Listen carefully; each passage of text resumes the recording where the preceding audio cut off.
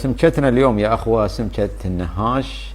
أجمع أهل البحر والنواخذة على اسم هاي السمكة، واسمها النهاش. طبعا يا جماعة ليش أنا أتكلم عنها؟ لأنها سمكة موجودة في الخليج لكن نادرة جدا، موجودة في الأعماق، وما يميزون يا جماعة بعض الربع بين الأسماك الحمراء اللي متشابهة جدا.